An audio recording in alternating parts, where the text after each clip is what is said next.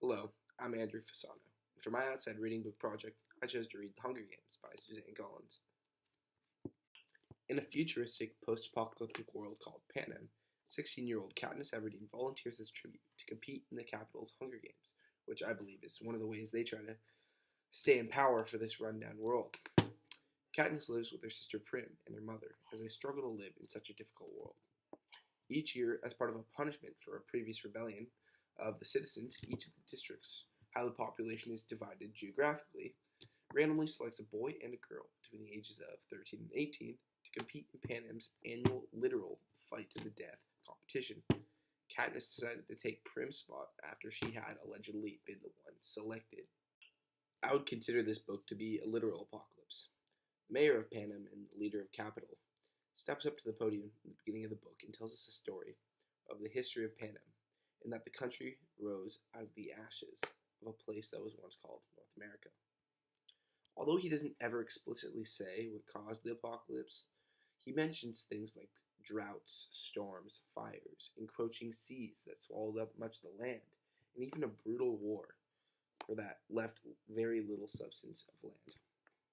This reveals that the world of Panem has become a world of misery and disaster, with each of the districts hanging on just by a limb. My assumption is that the capital hosts the games to instill fear in the districts, just to make sure they know what they're up against in case they were ever to try and stage another rebellion. In the novel, there are 4 things in particular that convey the apocalypse. The first thing is the setting, which is very barren, with little wildlife and many burned down homes and buildings. The second thing is a symbol in the book. Katniss's grandmother gives her a mockingjay pin. The bird in the book symbolizes a creature with a spirit of its own. As creatures that have broken free in control of the capital, they suggest that the inability of the capital should enforce their power over all living creatures. These birds are signs of resistance and rebellion. This shows how one group has attempted to take control, as some do in post-apocalyptic society. The third way is how the characters are described. All the characters, but Katniss especially, are very dramatic. The way that they react to situations in the novel is with agony and indescribable fear, as if every second of the day they know that their lives could be in danger. Last but not least is power.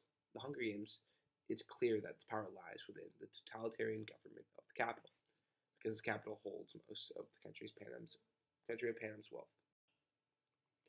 This is what causes chaos in Panem, as part of the goal of the tributes in the actual Hunger Games is to attempt to overrun the capital, but you'll have to read the book to find out how that's done. For anyone interested in a thrilling novel, I would highly recommend this book. As you may think, a fight to the death could be over in a few hours, right?